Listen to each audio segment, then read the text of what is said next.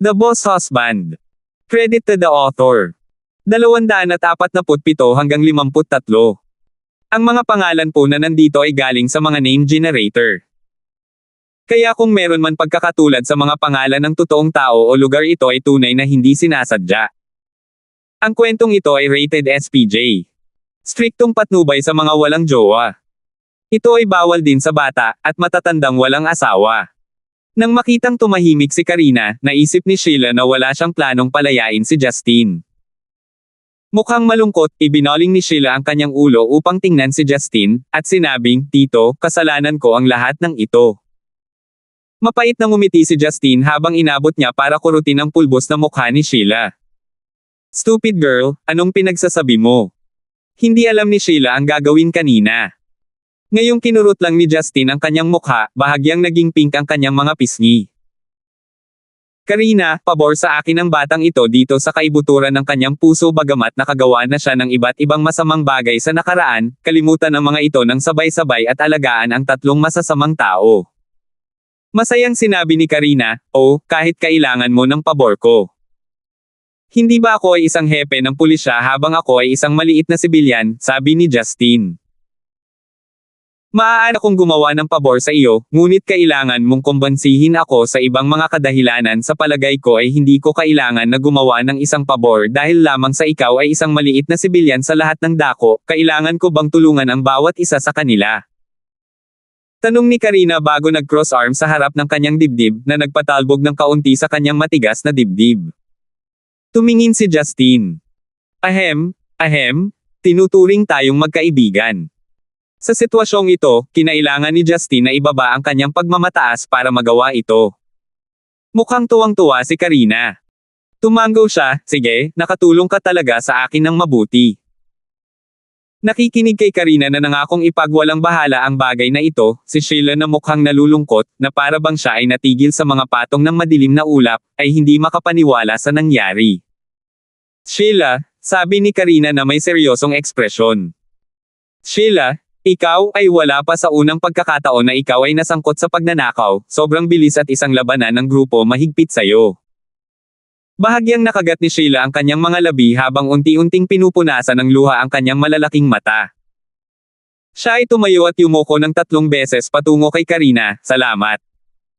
Collins, salamat, magiging mabuting tao na ako mula ngayon." Nakangiting tinapik ni Karina ang ulo ni Sheila.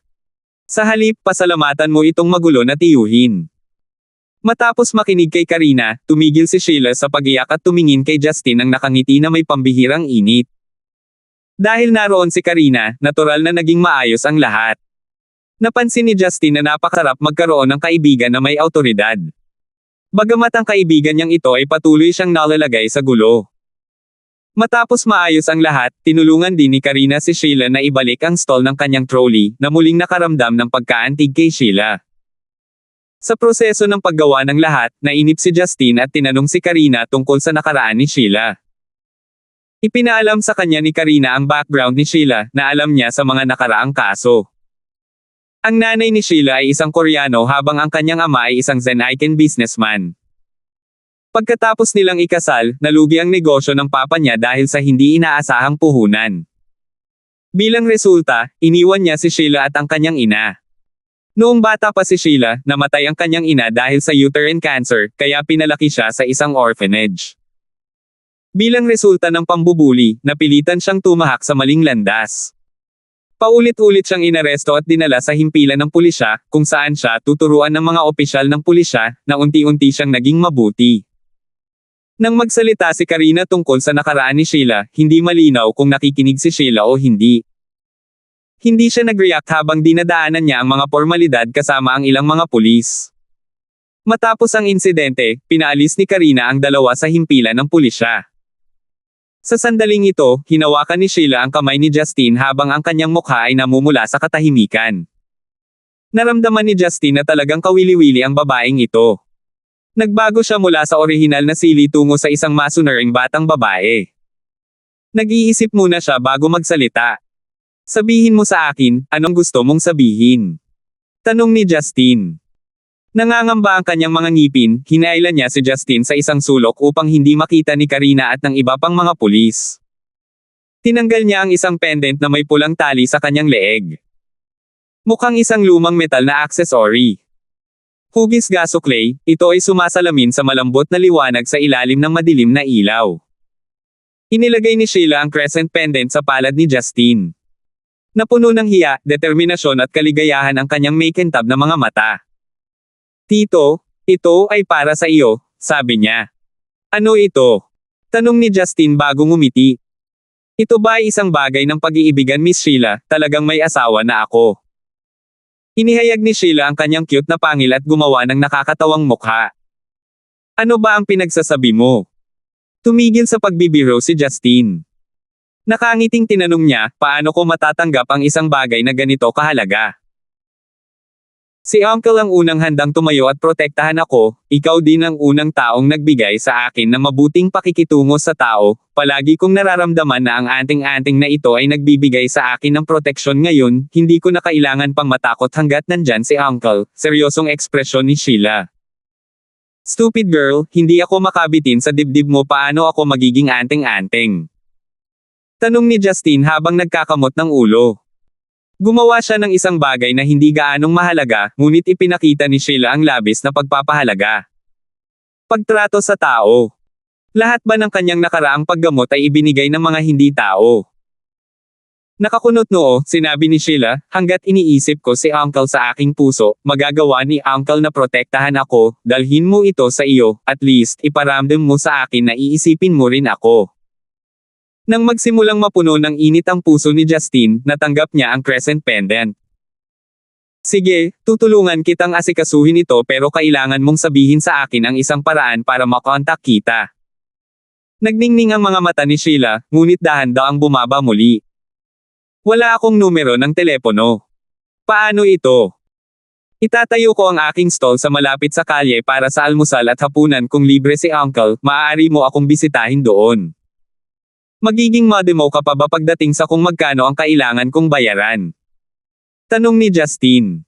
Ngumisi si Sheila. Sabi niya, kung dadalhin ni Uncle si sister-in-law para makita ko, bibigyan kita ng discount, may asawa ka ba talaga?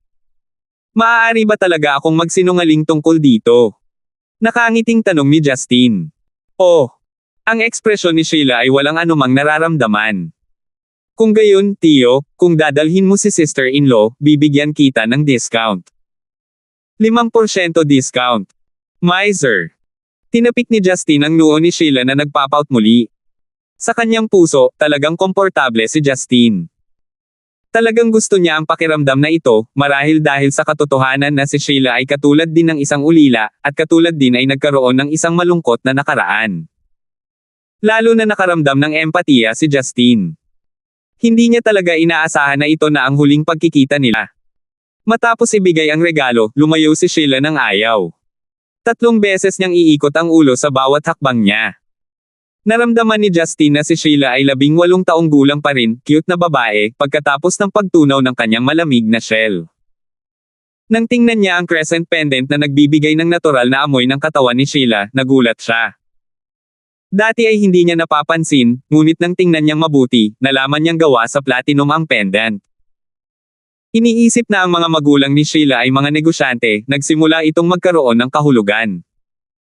Sa sandaling ito, 2 na lang ang natitira sa pasukan ng istasyon ng pulisya, sina Karina at Justine. Sinadya niyang umubo ng 2 beses, na nagsasabing, Tito Yang, ano ang pakiramdam mo, ngayong may batang babae na naadek? Maingat na iningatan ni Justine ang pendant at ngumiti ng walang magawa. Karina, huwag kang magsalita ng walang kaparirikon kahit na hindi ako magaling, wala talaga akong ganoong intensyon kay Sheila. Sasabihin mo ba sa akin na ito ay pagmamahal ng magkapatid? Tanong ni Karina habang nakapikit. Nag-isip si Justine. Mukhang iyon ang kaso, magiging masaya ako kung siya ang aking kapatid. Walang maniniwala sa iyo. Kinuha ni Karina ang isang itim na pambalot at ipinasa ito kay Justine. Hoy, ito ay para sa iyo. Sa pagtingin kay Karina na naglabas ng kayamanan tulad ng Doraemon, nabigla si Justine. Ano ito? Tingnan mo ang iyong sarili at malalaman mo, bulong ni Karina. Naging hindi natural ang ekspresyon niya. Maingat na tinanggap ni Justine ang kahon at naramdaman na may kaunting bigat ang pambalot dito. Pagkabukas niya ay bigla siyang nawala ng imak. Sa loob ng kahon, sa ibabaw ng isang light golden gauze, mayroong isang maselang Rolex na relo. Bagamat hindi ito gumastos ng malaki, masasabi niyang ito ay mahal, kung ihahambing sa kagalang-galang na halaga ng tunay na ginto at pulbos na brilyante na nakaukit. Nakita ni Karina na tahimik na nakatingin si Justin sa relo. Kinakabahan, nagtanong siya, gusto mo ba ito? Itinaas ni Justin ang kanyang ulo at kakaibang tumingin kay Karina. Para sa akin ba ito? Tanong niya. Sa tingin mo ba binili ko ito para sa sarili ko? Ipinasok ni Karina ang kanyang mga kamay sa mga bulsa ng kanyang kamiseta, ibinaba ang kanyang ulo, at hindi natural na tumayo sa kanyang mga daliri sa paa. Halatang hindi siya kalmado. Isinara ni Justin ang casing at nagpakawala ng ngiti. Salamat, ngunit hindi ko ito makukuha. Gaano kamahal ang isang relo? Umiling si Justin. Hindi mo basta-basta mabibigyan ng mga relo, kailangan kong isuot ito, may mga magtatanong kung kanino ako nakakuha nito. Biglang namutla si Karina. Nahihiya ka ba na binigyan kita ng relo? Nakakunot ang noo, sumagot si Justin, hindi iyon ang ibig kong sabihin, naramdaman ko lang na hindi ito nararapat. Alam ko na. Bulong ni Karina habang basa ang kanyang mga mata. Sinasabi mo sa bibig mo na magkaibigan tayo, pero sa kaibuturan ng iyong puso, galit ka sa akin, pakiramdam mo ay tanga ako, pakiramdam mo ay wala akong silbi, pakiramdam mo hindi ako tugma sa pagiging kaibigan mo, at sa huli, hindi ako kwalipikadong bigyan ka ng regalo, hindi ba? Ngumiti ng mapait si Justin. Saan ito pupunta? Naisip niya. Karina, hindi ko talaga inisip ito. Hindi ko ito isang ordinaryong regalo. Hindi alam ni Justin kung paano ipapaliwanag. Ibigay mo sa akin. Inagaw ni Karina ang casing ng relo at galit na tinitigan si Justin bago mabilis na naglakad palayo. Habang siya ay lumalakad, siya ay napagalitan, stupid Justin, ang hateful Justin ang unang beses kung magbigay ng regalo sa isang lalaki at ikaw ay naglakas loob na tanggihan ako sa tuwing makikita-kita sa hinaharap. Pagtingin kay Karina na lumayo, huminga siya ng malalim. Baka sa gilid ng labi niya ang pait. Matatanggap niya ang ibang babae, ngunit tiyak na hindi si Karina. Siya ay malapit na kaibigan ni Marian. Sapat na mahirap na mayroon siyang nangyayari kay Talia. Kung idinagdag si Karina sa equation, maaaring magalit si Marian hanggang mamatay. Higit pa rito, sina Justin at Karina ay walang pag-iibigan sa simula. Pinakamabuting basagin ito kapag maaari pa itong sirain. 248. Pagkatapos ng napakahabang araw kung saan napakaraming bagay ang nangyari, naramdaman ni Justin na muling napuno nang siya ay nakarating sa bahay. Dahil gabi na, natulog na sina Marian at Yuna. Pagkatapos maligo, binuksan ni Justin ang computer sa kanyang silid. Inayos niya ang pagkikita ni Sauron ngayong gabi. Sa pagpasok niya sa walang katapusang mahaba at komplikadong web address, isang window ng video call ang lumabas. Ang abiso ay talagang kumukurap, ngunit isang bagay ang ikinagulat ni Justin. May dalawang notification light na kumikislap. Maliban sa asul na agila, mayroong isang larawan ng isang pulang barkong pirata na tumatalon. Ang mga sulok ng labi ni Justin ay nagpakita ng isang ngiti habang siya ay nag-click sa magkabilang window ng video call. Dalawang lalaki ang lumabas sa screen. Maliban sa pulang buhok na si Sauron na nakasuot ng uniporming militar, ang isa naman ay nakasuot ng puting pantulog. Mukhang 40 hanggang 50 taong gulang, ang kanyang bigot ay nakabaluktot sa magkabilang gilid, ang kanyang dilaw kayumanggi na buhok ay kalat-kalat, na nagpapakita ng isang malaking lugar ng pagkakalbo. Nakasuot siya ng itim na eye patch sa isang mata. Sa kasalukuyan, mabait siyang nakangiti kay Justin. Gayunpaman, kahit na ang dalawang lalaking ito ay nakangiti, sinumang ordinaryong tao ay hindi makakaramdam ng labis na kabaitan mula sa kanila. Iyong kamahalan Pluto, nag-uulat mula sa Mach-Edon. Madamdaming sinabi ng isang mata na si Mach-Edon gamit ang matatas na wikang Hebrew bago uminom ng hindi kilalang inumin. Sumando si Justin sa gilid ng kama habang tinitingnan ang nakaka-relax na kasama sa screen. Nakangiting sabi niya, Mach-Edon, dapat hapon na sa tabi mo ngayon. Siyempre hindi. Nakaranas lang ako ng ibang time zone, nakangiting sabi ni Mach-Edon. Ngumuso ang pulang buhok na si Sauron sa panghahamak. Bullshit. Ang iniisip mo sa buong araw ay ang alak ng ubas at ang mga matataba na babae, mahigpit kong iminumungkahi na ilipat mo sa akin ang kanyang buong intelligence network. Ikaw ay bastos red-feathered eagle. Ikaw ay nagpapahayag lamang ng iyong lubos na paninibugho. Sabi ni Mokidon sa panghahamak gamit ang English. Sauron, dapat sanay ka na sa Mokidon isa pa, sigurado akong alam mo na hindi posible na baguhin ni Mossad ang kanyang pananampalataya walang sinuman ang maaaring palitan ng Mokidon para sa kanyang trabaho, payo ni Justine. Your Majesty Pluto, alam kong mahirap, kaya ipinasa ko sa kanya ang gawaing pagsisiyasat kaya lang pakiramdam ko ay tumaba ang matandang ito, at humaba ang buhok niya, hindi nasisiyahang sabi ni Sauron. Hoy! Red-feathered eagle, iniuulat namin ang mga resulta sa kanyang kamahalan Pluto ngayon. Sa tingin mo ba matatakot ang nuclear warhead ko sa pirata mong barko? Sigaw ni Sauron sa panghahamak. Enough! Kailangan ba kayong mag-away tuwing magkikita kayo? Bulalas ni Justine na pigilan kaagad ang dalawa. Nagkamot ng ulo habang sumasakit ang ulo, Sauron, ikaw na muna. Mas naging seryoso si Sauron pagkatapos nito. Kamahalan Pluto, bagamat kailangan mo lamang ng mga Sea Eagle na may mga ordinaryong antas ng kapangyarihan at pambihirang pagbabalat kayo at mga kasanayan sa komunikasyon na may padala sa Zenica, talagang hindi ako makahanap ng mga kasamahan sa koponan na may mababang antas ng kapangyarihan. Great! Binigyan ka na ba nila ng paraan para makipag-ugnayan? Tanong ni Justine. Oo, pero, sumimangot si Sauron. Ngunit natukoy ng Yellow Flame Iron Brigade mula sa Zenica ang kinaroroonan ng ating corvette. I guess I'll need your majesty para tulungan sila sa pagpasok sa bansa bukas ng gabi bagamat ito ay hindi magalang, ako ay nag-aalala na ang aking mga kasamahan ay malalagay sa panganib kung ito ay gagawin sa paraang ito. Mangyaring magtiwala sa akin, ang pinakamalakas na depensa ni Brigade talagang ang pinakamagulo, hindi isa sa. Napangiti si Justine habang iniisip parang ang Dragon Group ay nagdala ng sakit ng ulo sa mga tao ni Sauron. Tumango siya para ipahiwatig na nakuha niya ang mensahe. Bumaling sa Mokidon, tinanong niya, Mokidon, kumusta ang iyong investigasyon? Kumuha si Mokidon ng isang papel mula sa maikling redwood table sa tabi ng rocking chair. Sinulyapan niya ang mga detalye, sinabi niya, kamahalan, ayon sa naipon na datos, ang pinuno ng Yamato sect ay si Noriko Okawa, isang eksperto na umabot na sa pinakamataas na antas ng Chunin, na tinatayang kapareho ng mga antas ng kapangyarihan ng 800 nangungunang mga lihim na ahente. Siyempre, dahil sa katotohanan na ang ninjutsu ng Japan ay napakaraming bagay, ang halagang ito ay ang halaga ng ating mga tao. Si Okawa ay isa sa mga pangunahing pumatay sa Zero. Nangangahulugan din ito na tiyak na mayroon siyang sapat na pangunawa sa bato ng Diyos. Nagningning ang mga mata ni Justine.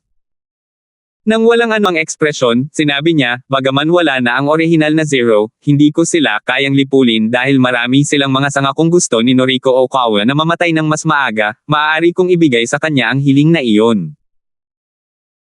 Para sa iba pang investigasyon, Your Majesty Pluto, pakiramdam ko ay napakadali nitong si Miss Joyce na gusto mong suriin ko, ay kasalukuyang nagtatrabaho sa mga international flight. Ang kanyang pangunahing ruta ay Tokyo, Japan at Paris, France. Sa tingin ko ay hindi masyadong mahirap para sa iyo na hanapin siya, nakangiting sabi ni Mokidon. Ngumiti si Justine, nasiyahan. Gusto lang niyang makasigurado kung makakatagpo ng anumang problema si Joyce. Gayunpaman, tila nabubuhay siya ng isang napakahusay na buhay ngayon. Bigyang pansin mo siya para sa akin kung may nangyayaring abnormal, sabi ni Justine. Laging natutuwa na paglingkuran ka, kamahalan, masayang sabi ni Mokidon. Habang iniisip ni Justine na wala nang iba, gusto niyang magpaalam sa dalawa, ngunit biglang may sinabi si Mokidon. Kamahalan Pluto, may gusto pa akong sabihin dahil nakatira ka sa Zenica, lalo na sa isang coastal city tulad ng Stonegate, wala akong magagawa kundi paalalahanan ka. Ano ito? Tanong ni Justine dahil sa curiosity. Nang biglang naging seryoso ang mapaglarong pinunong ito ng mga pirata, hindi ito dapat maging simple. Tumigil sa pagngiti si Mokidon. Sinabi niya, ayon sa data na nakolekta ng aking intelligence network, sa wakas ay lumitaw ang Holy Grail, at ito ay lumitaw sa Zenica. Natigilan sandali si Justine bago niya naramdaman na ito ay medyo walang katotohanan. Mayroon ba talagang bagay na iyon? Tanong niya. Nakasimangot na sinabi ni Macedon, ang alamat ay nagsasabi na sa panahon ng The Last Supper, pagkatapos maipako sa krus si Hesukristo, ang tasang ginamit niya ay napuno ng kanyang dugo. Sinasabi rin ng alamat na kung ang isang tao ay umiinom ng banal na tubig na inihain sa Holy Grail, makakamit niya ang kawalang hanggan. Vulture, paano posible na mayroong ganoong bagay kahit na mayroon ito, dapat itong lumitaw sa Balkans, Mediterranean Sea o Middle East? Sabi ni Sauron habang ayaw maniwala kay Macedon. Ngumuso si Macedon. Bago mo nakilala ang kanyang kamahalan Pluto, naniniwala ka ba sa mga Diyos o Treaty of Gods? Napaisip si Sauron habang nakatikom ang bibig. Napabuntong hininga si Justine. Hindi talaga mga Diyos ang mga Olympian, hindi ako nabubuhay magpakailanman. Oo, kamahalan. Hindi ako naniniwala sa impormasyong ito noong una dahil ito ay mukhang napaka-absurd. Ayon sa datos, noong Yuan Dynasty, ang mga kalbaryo ng Mongolia ay nagdala ng Holy Grail sa Zenica noong ninakawan nila ang isang treasure house sa Middle East na ang Holy Grail ay eksaktong kapareho ng maalamat, kaya ipinadala ito sa Vatican, sabi ni Macedon. Paano mo malalaman kung ang pagkakaroon ng Holy Grail ay tunay na batay lamang sa impormasyong ito? Tanong ni Justine. Sumagot si Macedon, bagaman hindi natin lubos na nauunawaan ang kasaysayan ng Holy Grail, ang Vatican at ang kanilang kaaway ay tila pamilyar dito. Ang Dark Council ba ang tinutukoy mo? Tanong ni Justine na may mapait na ngiti. Tila nagulat si Macedon. Kamahalan Pluto, nakilala mo na ba sila noon pa man? Nakilala ko sila dati maraming taon na ang nakalipas habang gumagawa ako ng isang misyon, ang mga taong iyon ay hindi masyadong pinalaki ng mga alingaw-ngaw ngunit mayroon silang malakas na mga superpower dahil sa kanilang mga espesyal na ninuno ay tiyak na hindi maaaring talunin sila kung ang Pop Escort, at Crusaders, mula sa Vatican ay talagang may kakayahan na mabigla ang mga ito. Naalala ni Justine ang iba't ibang okasyon kung saan niya sila nakilala, hindi niya maiwasang sumakit ang ulo. Kung ang mga taong iyon ay dumating sa Zenica, naisip niya na tiyak na kailangan niyang magpakita. Kung hindi ay mahuhulog ang Yellow Flame Iron Brigade. Kapag nangyari iyon, mawawala ang defensive umbrella ng Zenica. Kung humina ang depensa ng Zenica, hindi na siya makomportableng manatili sa bansa. Gayunpaman, ang pagharap sa mga taong iyon ay hindi isang madaling gawain. Ikaw nga ang makapangyarihang Pluto. Hindi man lang masubaybayan ng aking intelligence network ang kanilang mga aksyon sa pangkalahatan. Nalaman lang namin na ang Vatican at Dark Council ay parehong nagpadala ng kanilang mga elite sa Zenica. Sa puntong ito, makikita natin na ang hitsura ng Holy Grail ay malamang na hindi peke, sabi ni Macedon. Bigla siyang ngumiti. Umaasa ako na ang gitnang silangan ay nagtataglay pa rin ng sapat na misteryosong kapangyarihan kung hindi, ang digmaang ito ay maaaring maging isang paligsahan ng pagkakaiba sa antas ng kapangyarihan. Kung ganoon ang kaso, nasaan na ang Holy Grail? Tanong ni Justine. Kung kaya niyang ihagis ang Holy Grail sa ibang bansa, o kahit sa karagatan, maiiwasan ang isang walang kabuluhang digmaan. Walang hanggan. Wala akong pakialam doon. Ngumiti ng mapait si Macedon. Sinabi niya, paumanhin, kamahalan, ang aking intelligence network ay talagang mahina sa Yellow Flame Iron Brigade, nang walang isa sa nakakagulat na sumasang-ayon ako sa Red Feathered Eagle. Ano ang silbi ng pagiging matigas? Talagang kapaki-pakinabang ang iyong impormasyon. Iyong kamahalan Pluto, talagang gusto ko ang isang bagay, sabi ni Macedon. Ano ito? Nakangiting tanong ni Justine. Matapos mag-isip ng ilang sandali, nagpasya si Macedon na mag-voice out. Kamahalan, dahil may mga Diyos talaga, bakit hindi makababa ang ibang mga Diyos para hadlangan ang mga nakakagambalang puwersa, tulad ng ginawa mo, hindi ba iyon makakatulong sa mundo na manatili sa kapayapaan? Ibinaba ni Justine ang kanyang ulo at ngumiti. Sa palagay mo ba ay kusang loob akong namumukod tangi? Tanong niya. Natigilan sina Sauron at Macedon. Parehong umiling ang dalawa, kusa silang sumunod sa kanya. Nang makuha ko ang Ring of Pluto, tinanong ko ang parehong tanong sa dating Pluto, sabi ni Justine. Ang dating Pluto. Sabay na bulalas ni Macedon at Sauron. Maliwanag na hindi nila alam na may dating Pluto. Sa totoo lang, ang sagot ay napakasimple, ngunit komplikado sa parehong oras. Si Justin ay tila kinakausap niya ang kanyang sarili. Nang mahina, sinabi niya, kung talagang may dahilan, ito ay. Kailangan nating mahalin ng husto ang mundong ito, higit sa lahat. 249. Kinaumagahan, dinala ni Justin ang isang buong bangkos ng mga pagkaing pang-almusal sa Departamento ng Relasyon sa Publiko. Nakita niyang nagkukumpulan ang mga babaeng may iba't ibang klase ng make-up, masayang nag-uusap tungkol sa isang bagay. Nang muli siyang hindi pinansin, inilagay ni Justin ang almusal sa kanyang mesa bago sumiksik sa grupo ng mga babae na umaakit sa mga tunog ng cute na reklamo. Sinasamantala mo ang iba sa madaling araw, napakawalan mo. Sabi ng isang ginang habang namumula. Ngumisi si Justin. Ang kanyang mga bisig ay aksidenteng, hinaplos ang ilang malambot na suso, ngunit umarte siya na parang hindi niya alam kung ano ang nangyayari. Sa pagtingin sa nakapaligid na screen ng computer, ito ay isang PDF file na may pamagat na Yellow International Entertainment Culture Company Draft. Nagtataka, tumingin si Justin kay Hana na tila nasa sabik at nagtanong, Hongyan, ano ito? Inilibot ni Hana ang kanyang mga mata. Hindi mo ba nabasa? Ito ang draft para sa bagong kumpanya. Bagong kumpanya. Oo, may model agency lang si Yellow. Sa susunod na buwan, opisyal na kaming mamumuhunan sa isang entertainment culture company.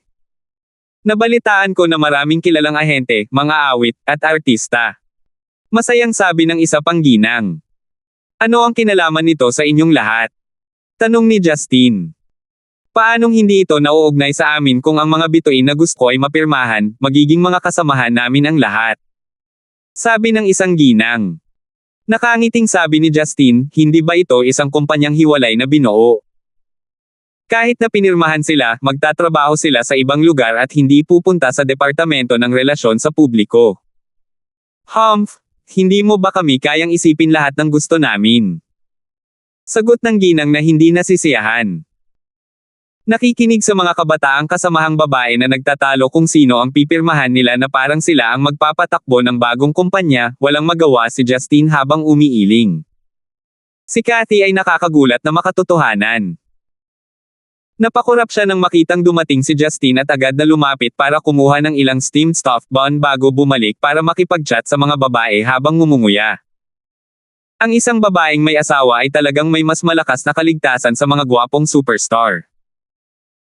Hindi inaasahan ni Justin na mag-set up si Maria ng isang kumpanya ng ganoon kabilis matapos talunin ang pamilya Show at Changlin Media kamakailan, gamit ang nangungunang mga benepisyong pang-ekonomiya na natamo ng hinaharap ng bagong materyal. Ang pagpapatakbo ng naturang kumpanya ay nangangailangan ng malaking halaga ng pondo. Siguradong nagtiwala si Marian dito. Gayunpaman, ngayon na ang pamilyang Shu ay inatake ng pamilyang Yuan, sila ay ganap na namatay kahit na ang kanilang pangalan ay umiiral pa rin. Walang anumang kumpanya sa bansa na maaaring makipagkompetensya kay Yellow. Medyo naiintindihan para kay Maria na magbukas ng mga bagong lugar. Batay sa reputasyon ni Yellow sa industriya ng fashion Zenica o maging sa mundo, ang pamumuhunan at pagbuo ng isang entertainment ay bubuo ng gintong signboard. Halos imposible na mawala ng pera ang kumpanya. Ito ay tungkol lamang sa kung magkano at sa paanong paraan maaari nilang i-maximize ang kita. Ang mga negosyante ay palaging mamumuhunan pagkatapos mabuo ang kanilang mga kumpanya para lamang mamuhunan muli. Maliwanag na naiintindihan ni Marian ang prinsipyong ito. Nang mapuno ng ingay ang opisina, isang payat na figure ang pumasok mula sa pasukan bago umubo ng malamig sa mga babaeng nagsasaya. Ang mga babaeng kasamahan ay parang nakarinig ng sirena ng pulis habang mabilis silang tumakbo pabalik sa kanilang mga upuan. Lumingon si Justin para tingnan. Ito ay ang assistant ni Marian na si Danica Wu. Ang patag na katawan at malamig na ekspresyon ng Yellow ay hindi kailanman nabigo na tumayo sa karamihan. Napakunot ang noo ni Danica nang makita niya si Justin na mukhang kalmado. Justin, sumunod ka sa akin. Para saan? Tanong ni Justin. Opisina ng CEO, malamig na sagot ni Danica. Hindi na nagtanong pa si Justin dahil alam niyang hindi pa rin sila sasagutin ng babae. Kaya sinundan niya si Danica sa itaas habang ngumunguya siya ng steamed bread. Pagdating niya sa pasukan ng opisina ni Marian, nagawang tapusin ni Justin ang steamed bread. Pagkatapos ay sinundan niya si Danica sa opisina. Nagalit si Justin. Hindi mo ba ako makakausap sa bahay kung may kailangan kang sabihin sa akin? Pinapapunta mo ako sa iyong opisina sa oras ng trabaho, at inaantala ang oras ng laro ko. Naisip niya. Pagpasok niya, nakaupo si Marian sa tabi ng higanting mesa at mabilis na nagsusulat ng kung ano. She looked really serious, at hindi man lang nagtaas ng ulo habang papasok ang dalawa. Magalang na tumayo si Danica. Sabi niya, Boss Lysander, nandito si Justin. Inilagay ni Marian ang stack ng mga nilagdaang dokumento sa isang tabi bago tuluyang tumangala. Nang walang anumang ekspresyon, sinabi niya, sige, maaari ka nang lumabas. Yumuko si Danica bago tahimik na lumabas ng opisina at maingat na isinara ang pinto. Biglang tumayo si Marian at tumingin kay Justin habang itinuturo niya ang sofa sa tabi ng malalaking bintana. Isang lalaki at isang babae ang nakaupo noon pa man. Sa sandaling ito nang makita nilang itinuro sila ni Marian, agad silang tumayo nang nakangiti at tumango kay Justin sa isang palakaibigang paraan. Yung tipong parang nasa 30 years old na siya. Nakasuot ng golden framed spectacles, mukha siyang maamo sa kanyang maikling buhok. Mga 30 years old din ang ginang, eleganting tingnan ang suot nitong pink na business suit. Ito si Teddy at ito si Janet, sila ang magiging katulong mo simula ngayon, sabi ni Marian, ipinakilala ang dalawa kay Justin. Nabigla, nagkaroon ng masamang pakiramdam si Justin. Anong ibig mong sabihin? Nakangiting tanong niya. Dapat nakita mo na ang draft ng kumpanya ng Yellow International Entertainment Culture ngayong umaga, sabi ni Marian. Tumango si Justin. Napatingin ako kanina. Ito ang magiging highlight ni Yellow sa mga susunod na taon. Pangunahin namin ang pagpasok sa musika, telebisyon, advertisement, at iba pa para magamit ang aming mga mapagkukunan, pakinabang at katanyagan, upang lumikha ng isang first-class entertainment culture conglomerate sa bansa, o maging sa mundo, paliwanag ni Marian. Oh! Ito ay isang magandang bagay, ngunit ano ang kinalaman nito sa kanilang pagiging katulong ko, Boss Lysander, ikaw ba ay? Bago matapos magsalita si Justin, tumango si Marian. Tama, ikaw ang magiging direktor ng kumpanyang ito, na mamahala sa pangunahing pagpapasya sa Yellow Entertainment, at si Janet ang magiging epektibo mong mga katulong, bilang executive manager at business manager ayon sa pagkakabanggit. Umiyak si Justin sa kaibuturan ng kanyang puso. Ito ay tulad ng isang bolt mula sa asul. Nagkaroon siya ng matinding sakit ng ulo nang pumunta siya sa Hong Kong para sa negosasyon. Sa pagkakataong ito, isang bagong setup na kumpanya ang itinapon sa kanyang mga kamay. Boss Lysander, hindi ako mapagpakumbaba, ngunit hindi ko talaga alam kung paano ito gagawin, sabi ni Justin habang gumagawa siya ng iba't ibang mga galaw sa mukha, umaasa na matanto ni Marian ang kanyang kabaitan at palayain siya. Si Marian ay parang wala siyang nakita. Lumingon siya kay Teddy at Janet na may mahinang ngiti, at sinabing, kayong dalawa ay itinuturing na mga elder sa kumpanya, itinatalaga ko kayo na maging mga katulong ni Justin, sana ay mabigyan ninyo siya ng patnubay at mga opinyon. Makatiyak ka, Boss Lysander, natural na may mga dahilan ang iyong mga pag-aayos. Ngumitiin si Janet ng mabait. Dahil makikilala ni Director yang si Boss Lysander sa kanyang edad, dapat ay kakaiba siya sa ilang mga paraan, umaasa ako na maaari tayong matuto mula sa isa't isa sa hinaharap, at mapabuti ang kumpanya mula sa maayos na kalagayan nito. Nalungkot si Justin sa katahimikan. Natatangi. Ano ang kakaiba sa akin? Mas magiging mas madali kung hihilingin mo sa akin na wakasan ang isang direktor mula sa CIA ng Amerika, kaysa sa pamamahala sa isang kumpanya ng entertainment. Malinaw na sina Teddy at Janet ay may bulag na idolatry kay Marian. Hindi kinaya ni Justin kung paano tatanggapin ng dalawa ang anumang gawaing ibinigay. Gayunpaman, hindi alam ni Justin ang isang bagay. Hindi lamang ginamit ni Marian ang kanyang prestihiyo, sinabi rin niya sa kanila ang tungkol sa lihim na paglalakbay ni Justin sa Hong Kong kung saan siya nakipag-ayos sa Mayon Corporation. Dahil ang mga rookie executive na sina Teddy at Janet ay lubos na pinahahalagahan ni Marian, natural na alam nila ang tungkol sa bagong material na teknolohiya na nakuha ng Yellow International, nakikita ng malaking kita sa kumpanya. Gayunpaman, hindi nila inaasahan na ang napakalaking bahagi ng kita na ito ay kinuha ng hindi kilalang empleyado sa kumpanya, si Justin. Mula sa kanilang pananaw, si Mason mula sa Mayon Corporation ay walang alinlangan na ang superstar ng mundo ng negosyo. Dahil si Justin ay nakakabit ng isang tipak ng karne mula sa bibig ni Mason, tiyak na may kakayahan si Justin. Nang sinubukan ni Justin na itulak ang alok sa pamamagitan ng pagpapahayag ng kanyang kawalan ng kakayahan, nadama nila na ito ay ang tunay na mapagkumbaba na saloobin na mayroon lamang ang isang tunay na may kakayahang tao. Dahil dito, nagsimula silang game time na humanga kay Justin. Kung alam ni Justin kung ano ang iniisip nila sa sandaling ito, samukha siya ng sariwang dugo on the spot. Matapos ipaalam ang bagay na ito, umalis sa opisina sina Teddy at Janet para maghanda para sa paglulunsad ng bagong kumpanya sa susunod na linggo. Hindi umalis si Justin. Lumapit siya kay Marian bago mahinang sinabi, "Dakilang masunurin na asawa, maawa ka sa akin, wala talaga akong interes sa pagiging isang direktor." "Bakit? Wala akong naiintindihan tungkol dito, paano ako magiging isang direktor?" tanong ni Justin. Mukhang walang malasakit, sinabi ni Marian, "Maaari kang matuto ng maraming wikang banyaga, hindi dapat maging isyo para sa iyo na pamahalaan ang mga human resources at administrasyon, at tiyak na sapat ang kakayahan ni Teddy at Janet upang gawin ang karamihan sa mga gawain." Ngumiti ng mapait si Justin. "It sounds like a good job," pero umiling pa rin siya. "Sanay pa rin ako sa aking buhay nagtatrabaho sa Departamento ng Relasyon sa Publiko pagkatapos ng lahat," sabi niya.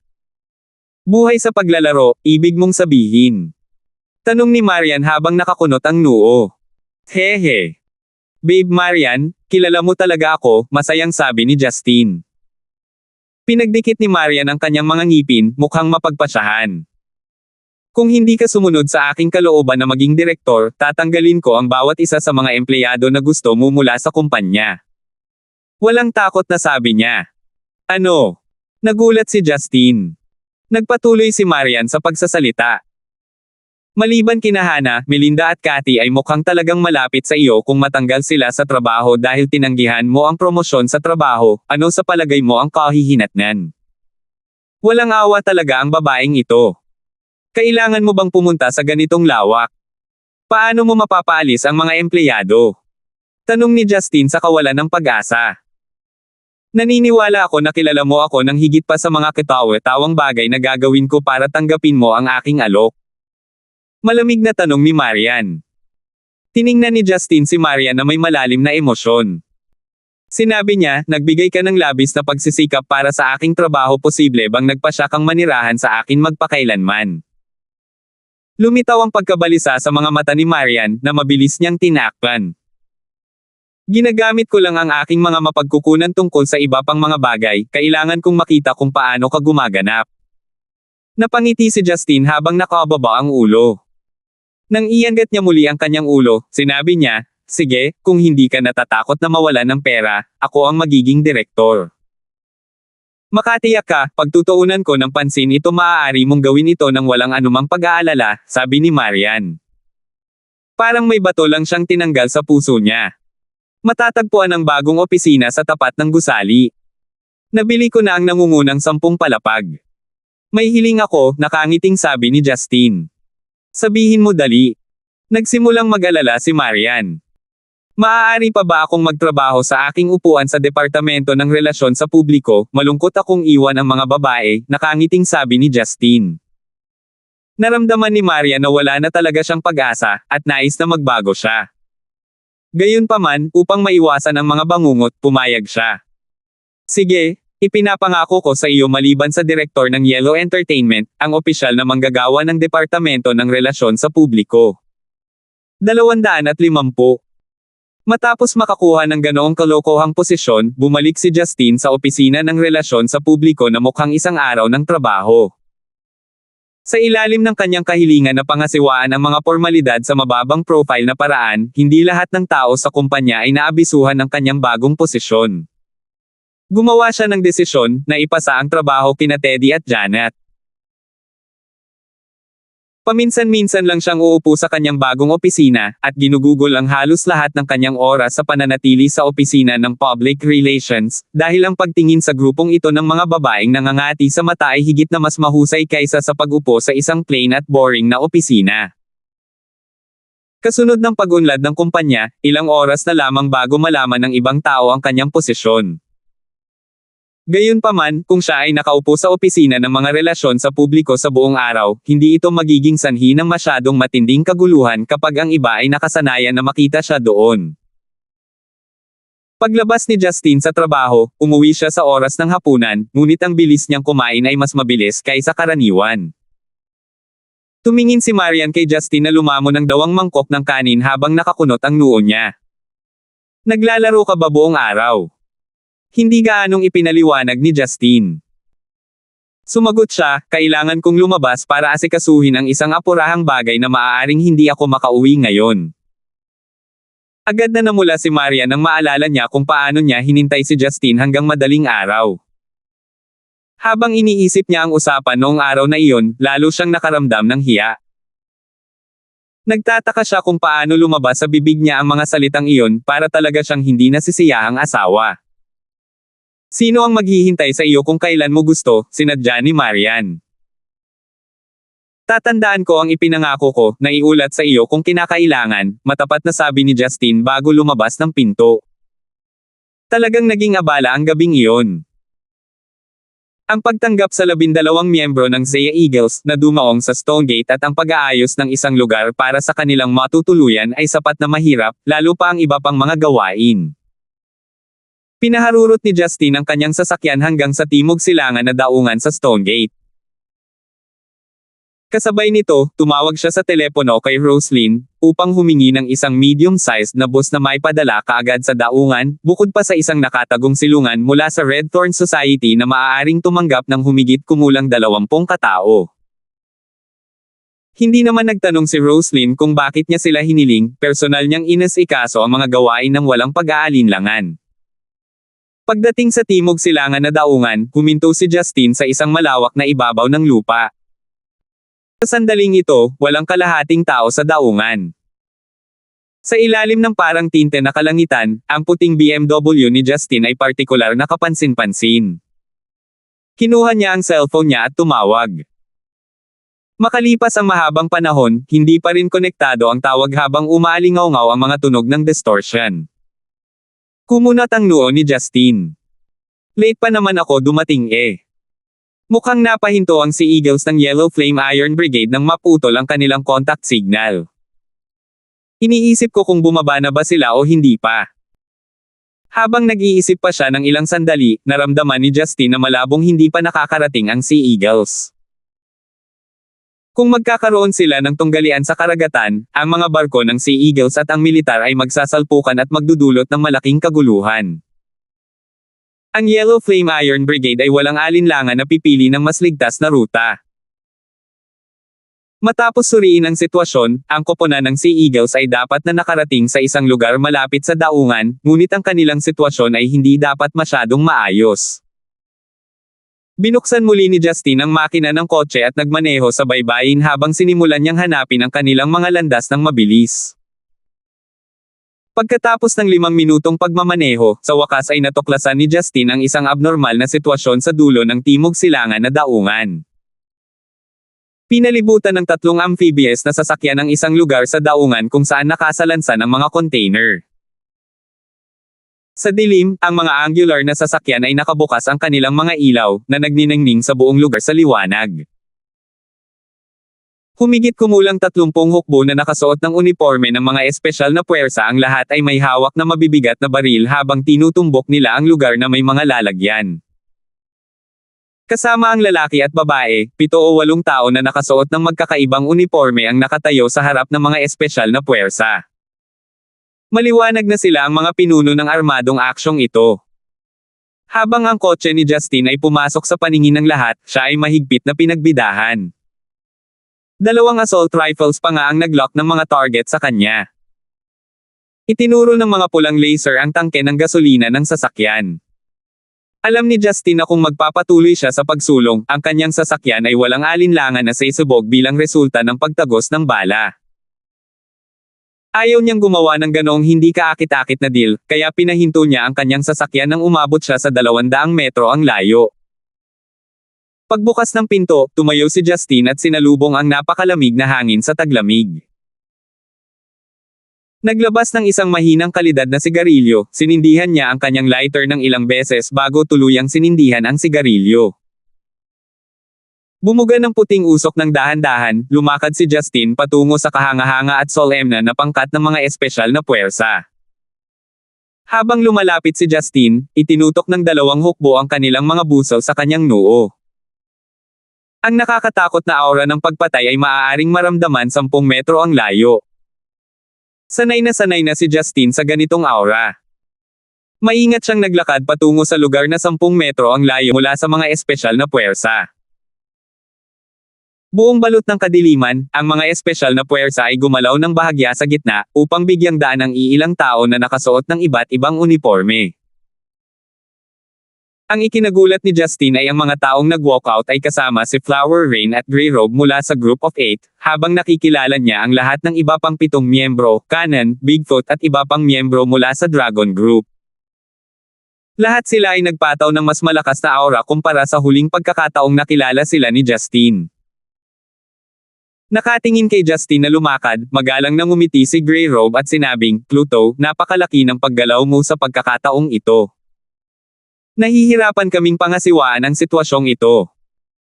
Nang makita ni Flower Rain si Justin, lumitaw sa kanyang mga mata ang gusot ng mga emosyon, na mabilis niyang tinakpan.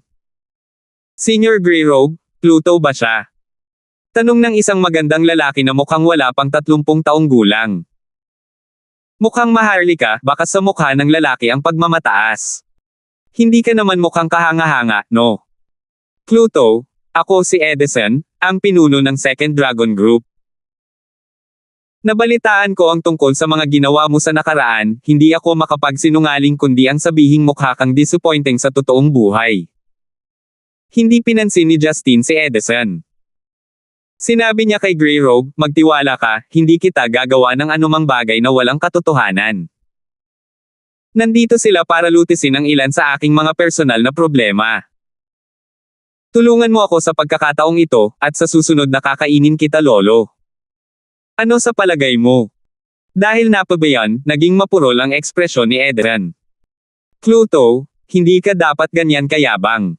Kami ang amo ng sitwasyon." Walang pakialam, tumingin si Justin sa grupo ng mga tahimik na sundalo mula sa mga espesyal na puwersa, na lahat ay naglalabas ng malakas na aura ng pagpatay. Nakangiting sinabi niya, "Bukod sa 7 pangunahing rehiyon ng militar, ito ay tiyak na ang nakatagong pangkat ng Water Dragon mukhang marami na silang napatay sa nanay na ito ay hindi lamang naipon sa loob ng 1 o 2 araw. Humph! Natatakot ka na ba ngayon?" Malamig na tanong ni Edison. Nakakunot ang noo, sumulyap si Grey Robe kay Edison. Sinabi niya, "Pluto, ibalik mo sila sa Zenica, hindi namin pinapayagan ang mga mersenaryo na kasing lakas ng Sea Eagles na pumasok sa bansa." Senior Grey Robe, ano ang ibig mong sabihin ngayon? Posible bang natatakot tayo sa kanila?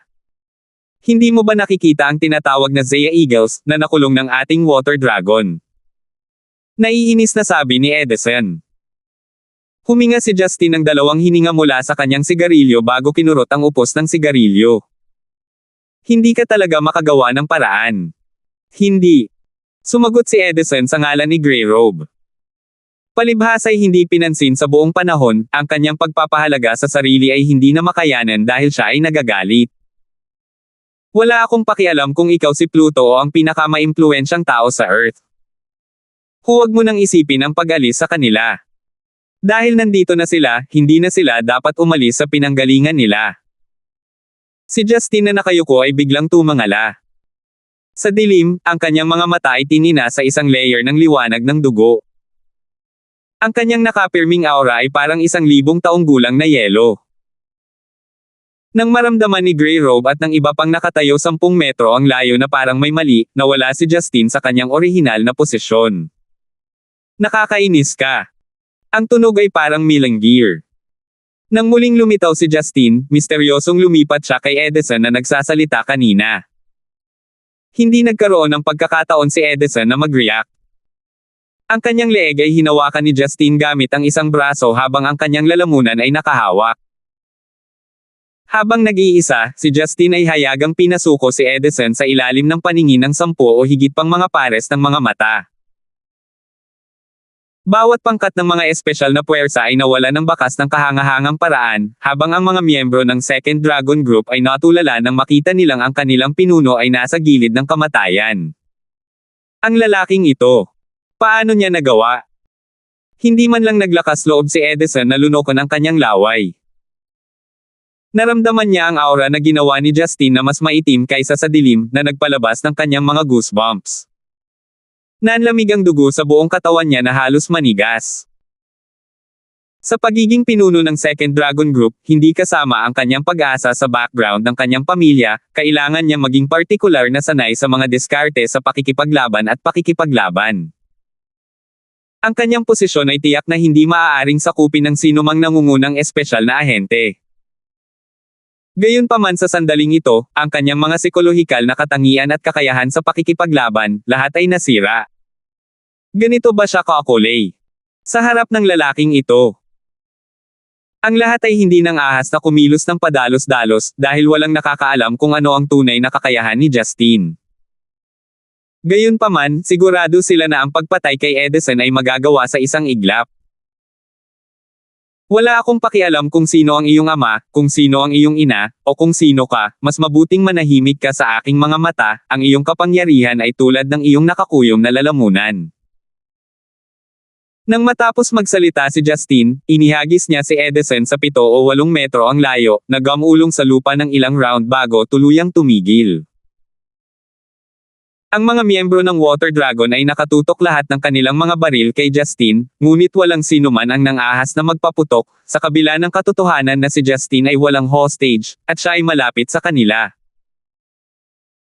Nang ang lahat ay tumitig sa kanya na may nagpupumiglas at nag-aalangan na ekspresyon, si Justine ay naglakad patungo sa likod patungo sa mga lalagyan. Sa sobrang dilim, ang murang pagtingin sa likod na ito ay nagbigay ng nakakatakot na presyon na ikinagulat ng lahat. Napabuntong hininga si Grey Robe at lumingon para tingnan si Edison na hindi pa rin tumayo sa pagkabigo. Tumingin sa Water Dragon, inutusan niya, itago ang iyong mga armas. Lumingon si Flower Rain at tumingin kay Grey Robe na mukhang naubos lahat ng lakas niya. Ang mga komplikadong emosyon ay lumitaw sa kanyang mga mata. Sa sandaling ito, dumating si Justine sa malalaking lalagyan. Tumingin siya sa isang hiwa sa gitna bago umubo ng 2 beses. Gamit ang Ingles, sinabi niya, lumabas ka kailan mo balak na ihinto ang panunood ng eksenang ito na parang pelikula. 251. Nang matapos magsalita si Justine, may ilang tao na lumitaw sa maliit na channel sa pagitan ng mga tambak ng mga lalagyan. Ang unang nag-walkout ay isang medyo may edad na puting lalaki na may kulay maroon na kulot na buhok, at may taas na 1.8 metro. Medyo malakas ang itsura niya, nakasuot ng casual na leather coat, dark blue jeans, at may hawak na maliit na travel luggage. Wala siyang pinagkaiba sa isang dayuhang turista sa Zenica, at hindi rin siya mukhang delikado. Kamahalan Pluto, karangalan kong makilala ka. Ako si Moran Klaus, ang pinuno ng Third Sea Eagles, magalang na sabi ni Moran. Makikitang tuwang-tuwa siya nang makita niya si Justine. Nakipagkamay si Justine. Moran, gusto ko kung paano kayo manamit. Sa likod ni Moran, may 11 miyembro na may iba't ibang kulay ng balat, 8 lalaki at 3 babae, may itim habang may dilaw. Lahat sila ay nakasuot ng casual na damit at maaaring may hawak na maliit na bagahe sa paglalakbay o isang backpack. Wala sa kanila ang mukhang mersenaryo. Your Majesty Pluto, napakagulo ng mga taga-Red Flame Iron Brigade. Wala pa kaming lakas ng loob na lumabas hanggang ngayon. Buti na lang at dumating ka dito on time, sabi ni Moran at masayang nagtawanan kasama ang kanyang mga kasamahan. Tumingin si Justine sa kanyang mga kasamahan sa koponan na nasa sabik na makita siya, habang nakaramdam siya ng init sa kanyang puso. Talagang kagalang-galang ang mga taong pinadala ni Sauron. Kung nakilala sila ni Justin sa mga lansangan, hindi niya masasabi na sila ay mga mersenaryo. Nag-dinner na ba kayo? Tanong ni Justin. Isang puting babae na may matangkad na ilong at matangos na mukha ang masayang nagsalita sa wikang Italyano, ililibre ba tayo ng ating idolo na si Pluto para sa hapunan? Adeline, hindi ba 3 German meatloaf bread ka lang? Tanong ng isa pang babae na medyo petit. Nakangiting sinabi niya, ang iyong mga plano sa Jetta ay mabibigo sa ganitong paraan. Ay, Fanny, salamat sa pagpapaalala. Kakain na lang ako ng fruit juice mamaya, malungkot na sabi ni Adeline. Napakabilis, nagsimulang magsalita ang Sea Eagles tungkol sa mga sikat na pagkain sa Zenica, at nagtanong kung ano ang dadalhin ni Justin na makakain nila. Hindi nila inilagay sa kanilang mga mata ang Armed Special Forces at ilang miyembro mula sa Red Flame Iron Brigade kahit na wala silang pagtatanggol laban sa kanila. Hiniling ni Justin sa kanila na tumahimik na may mapait na ngiti.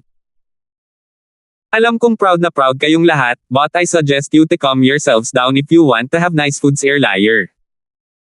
Malamang hindi pa kumakain ng mga lumabas sa gabing nakatutok sa inyo ng baril. Humalaklak si Moren at hinayaang tumahimik ang kanyang mga kasamahan kaya agad na napatigil sa pag-uusap ang lahat. Hiniling ni Justin na sumunod sila sa likuran. Nang dumaan sa Water Dragon, natahimik ang lahat nang makita nilang inilalayo ni Justin ang grupo ng mga tao. Si Edison nakakatayo lang ay mukhang matamlay. Baka sa mga mata niya ang galit, pero wala siyang lakas ng loob na gumawa ng kahit ano. Habang nakatingin kay Justin at sa 12 miyembro ng Sea Eagles na lumalayo, kumuyam ang ngipin ni Edison habang tinanong niya si Grey Robe, bakit hindi mo sila pinigilan? Baka natatakot ka. Walang kiling aura sa kanila, mahinahong sabi ni Grey Robe. Ang nakalaan na aura ng pagpatay ay mas nakakatakot kaysa sa mga espesyal na puwersa. Galit na bulalas ni Edison. Paano mo maiiwan ang mga katulad nila sa Stonegate? Malamig na tinitigan siya ni Grey Robe at sinabing, Edison, ang mga magulang mo ay parehong maimpluwensyang tao sa gobyerno at militar. Maituturing ka rin na galing ka sa isang sikat na sekta. Pero huwag mong isipin na superior ka dahil lang sa mga iyon. Natatakot ako. Tama. Inaamin ko na wala akong magagawa para kontrahin ang kakayahan ni Justin. Pero hindi ka ba natatakot? Napatigil si Edison sa pagsasalita. Hindi na siya nakapagsalita. Mahinang sinabi ni Flower Rain, ang katotohanang hindi sila nagdala ng anumang armas sa Stonegate ay nagpapahiwatig na wala silang anumang intensyon na maging kaaway natin. Hindi tayo dapat gumawa ng anumang bagay na walang ingat sa ngayon. Nilingga ni Edison ang malamig na ulan ng bulaklak nang magsimulang lumitaw ang abnormal na kinang sa kanyang mga mata. Sige, dahil ibinoka na ni Ninger ang kanyang bibig, hahayaan natin sila sa sandaling ito. Nakakunot ang noo, sinabi ni Flower Rain, Edison, mas mabuting bigyan mo ng pansin ang iyong mga parirala. Nagtatrabaho kami ngayon. Okay, Ning, Flower Rain? Hindi ko na uulitin ang pagkakamali ko, sabi ni Edison. Biglang kumalma ang init ng ulo niya, medyo masaya pa siyang ngumiti. Ang ilang miyembro mula sa Dragon Group ay nagpakita ng walang magawang ekspresyon. Kitang-kita na nakaramdam sila ng kaawa-awa sa one-sided love ng kanilang pinuno. Pagkaraan ng 10 minuto, dumating sa daungan ang bus na hiniling ni Justin kay Roslyn na ihanda. Sumakay sa bus ang 12 miyembro ng Sea Eagles, na si Justin ang kanilang pinuno. Pagkatapos ay umalis sila sa daungan at tumuloy sa lugar ng lungsod ng Stonegate. Natural, hindi dadalhin ni Justin ang grupo ng mga tao sa isang uri ng high-class na restaurant. Pagparada ng bus sa tabi ng ilog malapit sa mga food stall, dinala niya ang grupo ng mga dayuhang bisita sa isang kalye na puno ng mga food stall. Medyo matagal na rin mula noong huli siyang pumunta sa lugar na ito kasama si Mo Chani. Bagamat medyo mahirap ang kapaligiran, maraming tao ang naghahapunan doon dahil sa lamig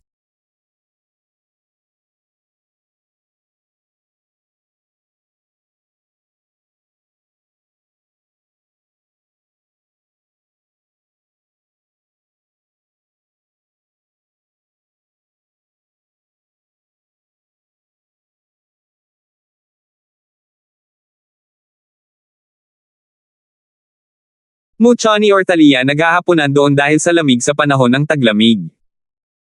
Higit pa rito, palaging may mainit na pagkain na inihahain sa paligid na ginagawang medyo mainit ang kalye. Si Moren at ang iba ay hindi pa nakakita ng ganoong hanay noon. Sila ay bumaling mula sa unang pagkabigla tungo sa kalaunan ay naghahain ng magaspang ngunit sariwang pinggan at kalaunan ay nagsimulang lumamon. Nang sabihin sa kanila ni Justin na ito ang pinakapangunahing lugar na makakainan sa Zenica, si Moren at ang iba pa ay agad na umibig sa lupain. Lumaki sa ibang mga bansa, alam ni Justin na ang mga pagkain sa Zenica ay higit na nakahihigit. Kaya lubos na inaasahan ang kanilang mga reaksyon. Matapos mapuno ang kanilang tiyan, dinala sila ni Justin sa apartment complex ng Red Thorn Society na inihanda ni Roslyn. May mga lihim na base ng Red Thorn Society sa lugar na iyon na nangangahulugang ang kanilang mga elite ay nakatira doon.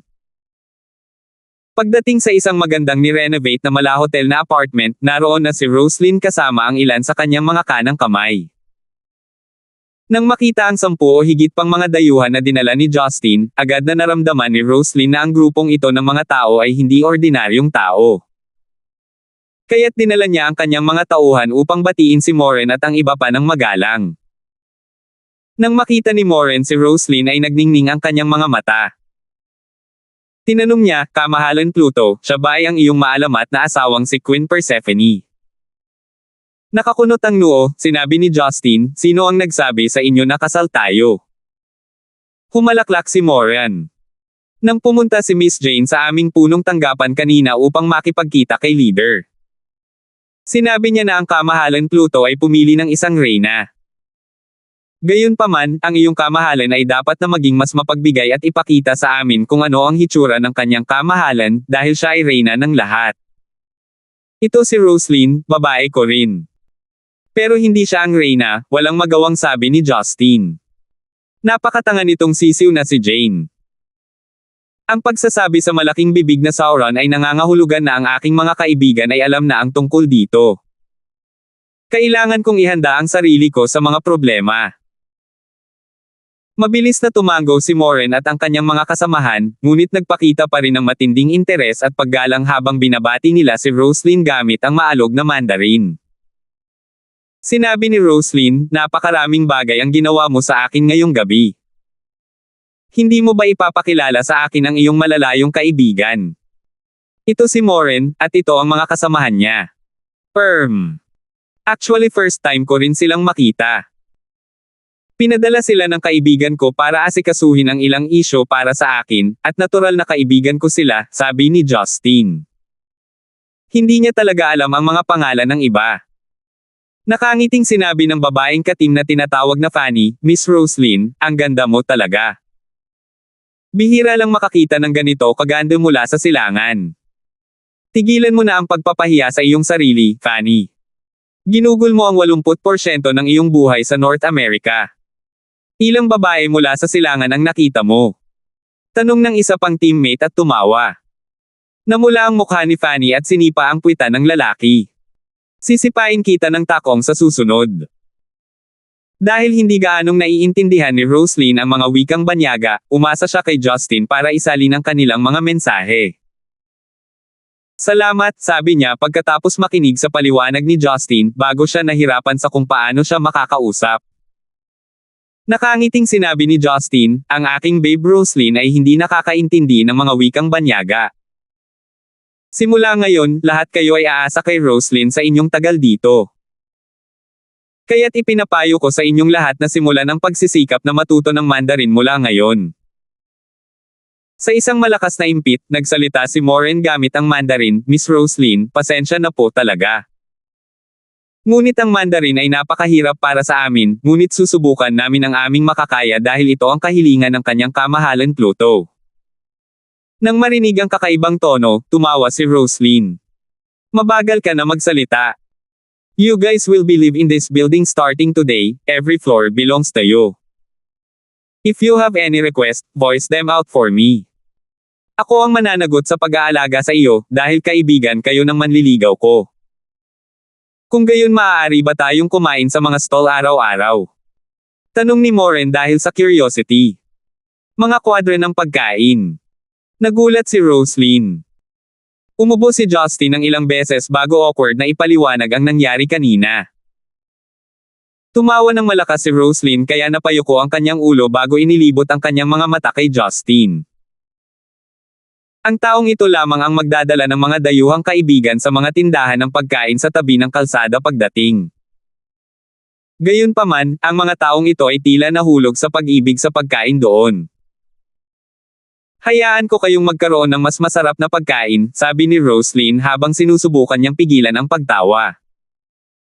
Ang mga miyembro ng Sea Eagles ay tumingin lahat kay Roslyn na nanlaki ang kanilang mga mata.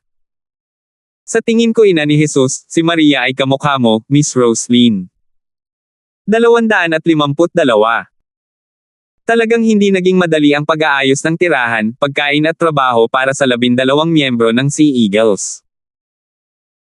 Bagamat lahat sila ay napakadaling makibagay, nadama ni Roslyn bilang host na kailangan niyang subukan ang kanyang makakaya para maging komportable sila. Kaya, pagkatapos mailagay ni Moren at ng iba pa ang kanilang mga bagahe sa kanilang sariling mga silid, nagsimula silang makipag-usap kay Roslyn tungkol sa kanilang mga pangangailangan ng detalyado. Tumingin si Justin kay Roslyn na masayang nakikipag-chat sa mga kasamahan. Bagaman madalas siyang nangangailangan ng pagsasalin, ang resulta ay nakakagulat na mabuti. Napakabilis, nagsimulang maging komportable si Roslyn sa grupo ng mga tao. Nang halos matapos na nila ang kanilang pag-uusap, isang miyembro ng Red Thorn Society ang sumugod mula sa ibaba upang gumawa ng ulat, na nagsasabing mayroong isang nagpapakilalang truck ng mineral na tubig na nakaparada sa labas ng gusali, at nangangailangan sila ng lakas tao upang ilipat ang mga bagay. Sa sobrang gabi, sinong maniniwala na nandito ang truck para maghatid ng mineral water? Nagkatinginan si Moren at ang iba pa at tumango, na nagpapahiwatig ng pagkilala. Sabi ni Moren, kamahalan Pluto, parang dini-deliver ang mga kagamitan natin dito. Ngumiti si Justin, nasiyahan. Bumaling kay Roslyn, sinabi niya, mahal, tulungan mo akong mag-ayos ng nakatagong basement para magtrabaho sila. Kailangang medyo malawak ang lugar para mailagay ang mga kagamitang iyon sa loob. Kagamitan. Anong kagamitan? Naguguluhang tanong ni Roslyn. Oh, ang mineral water, sa truck. Tinanong ko ang isang tao na ipadala sila dito mula sa ibang bansa gamit ang ilang espesyal na channel. Sa kanila, tanging ang ating mga miyembro ng Sea Eagles ang tunay na makakapagtanghal, sabi ni Justin. Posible bang ang pinaka-advanced na baril? Tanong ni Roslyn habang kumikinang ang mga mata. Ang karahasan sa kanyang katawan ay tila nagsimulang mag-alab. Mabilis na ikinaway ni Moren at ng iba ang kanilang mga kamay. Miss Roslyn, wala kaming planong gumamit ng firepower sa Zeneca ngayon. Sinusunod lang namin ang utos ng kanyang kamahalan para sa ilang investigasyon at pagtuklas. Oh, sabi ni Roslyn na dismayado. Ngumiti ng mapait si Justin. Hindi ba ito mahalaga? Mabuti na lang at sinabi mo sa akin ng maaga, kung hindi ay mapahamak ng mga masasamang tao ang mga miyembro ng pamilya ko. Ipinatawag ko ang Sea Eagles para maiwasang mangyari muli ang ganoong bagay. Sa kanilang mga profesional na kasanayan, makokontrol natin ang buong sitwasyon. At least, walang sino man ang papayagang samantalahin ang mga pangyayari sa bawat maliit na aksyon. Nakapout, binigyan ni Roslyn ng maasim na tingin si Justin. Kaya ang lahat ay tapos na para sa reyna sa palasyo. Ang mga taong tinanong mo. Lahat ay inaalagaan ko. Nahihiya, sinabi ni Justin, ito. Babe, ang mga taong ito ay nasa ilalim ng iyong kontrol mula ngayon. Sila rin ang mananagot sa pagbibigay sa iyo ng proteksyon at tulungan kang sanayin ang mga elite, itulak ang iyong mga tauhan na magkaroon ng kapangyarihan ng isang nangungunang hukbo sa mga espesyal na puwersa. Ano sa palagay mo? Ngumisi si Roslyn habang kinukusot ang mga mata. Talaga? Oo naman. Tumango si Justin. Masayang ngumiti si Roslyn. Kung hindi dahil sa presensya ng napakaraming tao, hinailan na sana niya ang leeg ni Justin at binigyan siya ng halik. Pagkatapos ayusin ang mga kaayusan, nagpaalam sina Justin at Roslyn kina Moren at sa iba pa. Simula bukas, opisyal na magsisimulang magtrabaho ang koponan ni Moran. Ang pagkakaroon ng maliit na koponan na ito ay manatili sa Stonegate, si Justin ay nakakaramdam ng kagaanan. Pagdating sa ground floor, tumingin si Roslyn kay Justin gamit ang kanyang mapanimdim at malalaking mata. Tutulog ka pa ba? Balik saan? Tanong ni Justin na may kasamang evil smile. Ano sa tingin mo? Hindi na ako babalik ngayong gabi, medyo gabi na, sabi ni Justin bago tumingin sa half moon. Pupunta lang ako sa pwesto mo at magpahinga sandali. Oo, nararamdaman ko rin, nakangiting sabi ni Roslyn. Kung babalik ka ng ganito kagabi, pagod ka. Makalipas ang halos kalahating oras, bumalik sina Justin at Roslyn sa malaking kwarto sa likod ng Roslyn Bar. Dahil medyo matagal na siyang hindi naging matalik kay Roslyn, si Justin ay nakakaramdam na ng apoy sa loob mula noong siya ay nagmaneho. Ngayong napuno na ng makapal na halimuyak ang hangin, hindi na siya nakapagpigil pa at mabilis na niyakap si Roslyn habang ang mga kamay nito ay humahaplos sa likod at nakataas na balakang bago nagsimulang humalik ng madiin. Nabulunan si Roslyn bago humiwalay sa yakap ni Justin.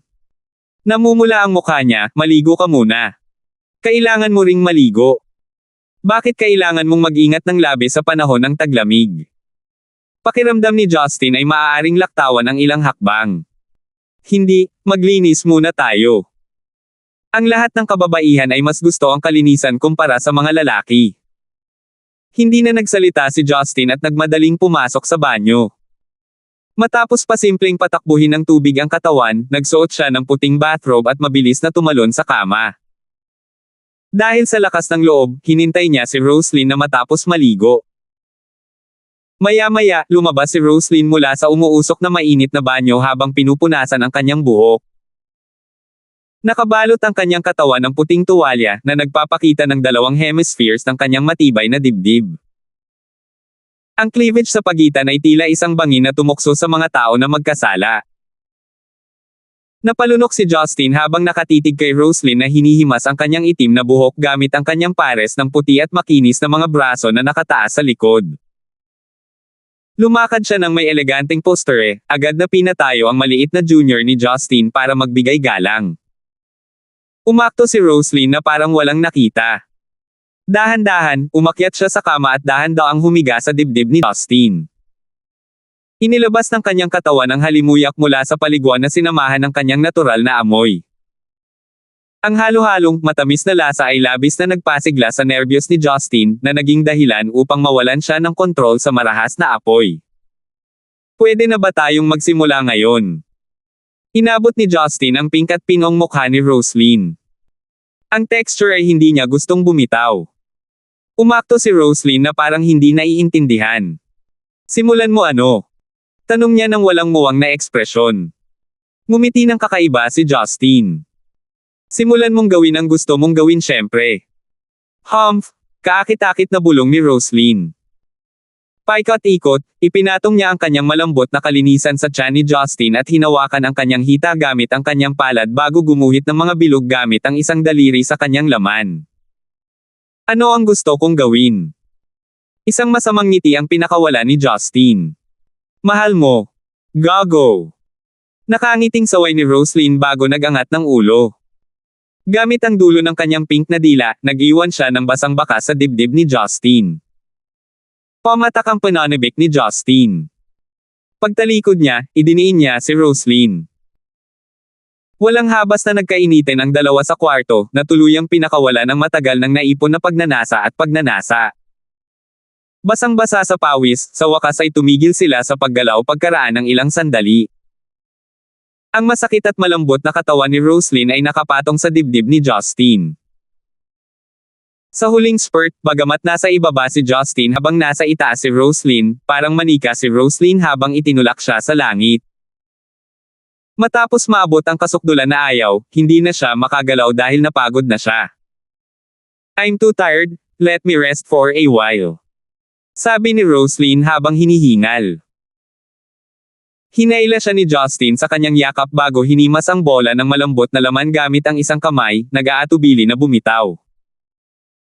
Feeling energetic, sinabi niya, magiging mas malaya ako sa mga oras ng trabaho ko sa hinaharap.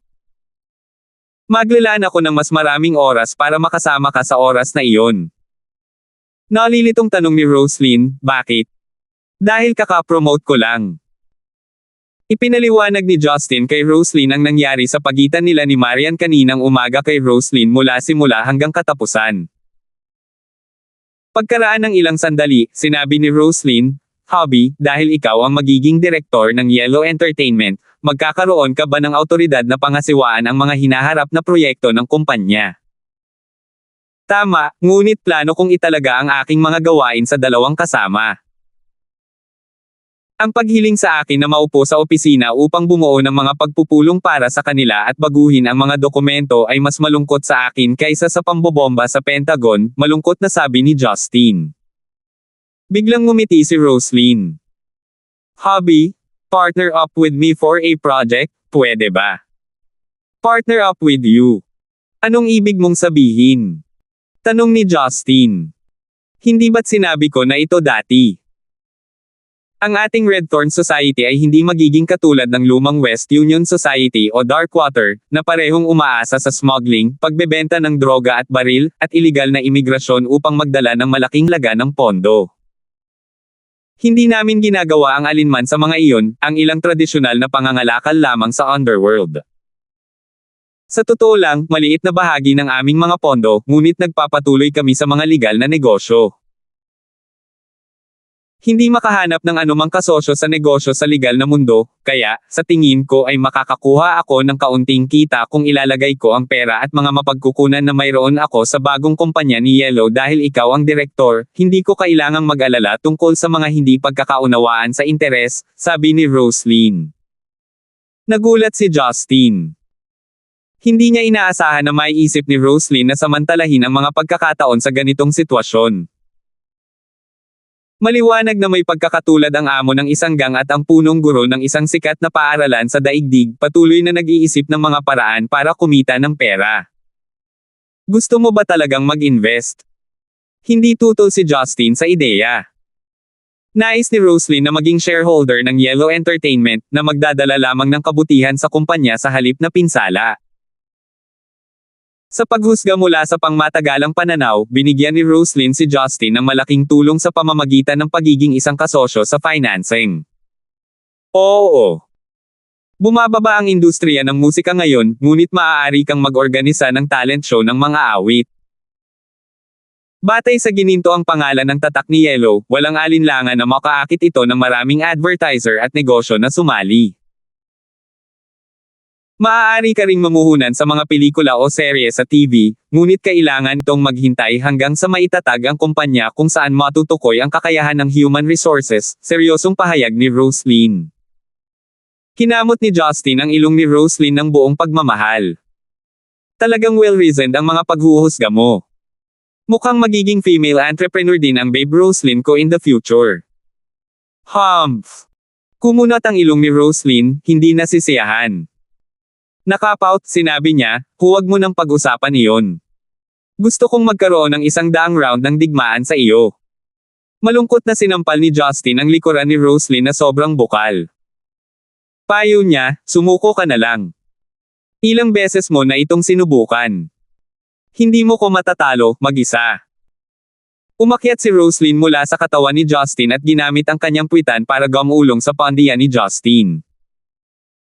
Habang ginagalaw niya ang kanyang matibay na puwita na ikinatuwa ni Justin, agad na nakakuha ng reaksyon ang kanyang maliit na junior.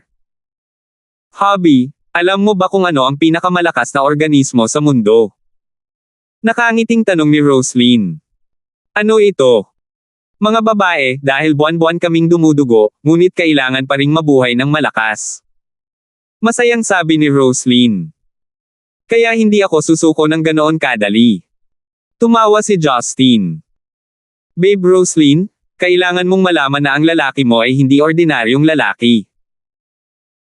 May ibang lalaki na nagbabantay sa pinto para hindi makapasok ang lahat, habang ako naman ang nagbabantay sa kama para hindi makalaban ng bawat babae.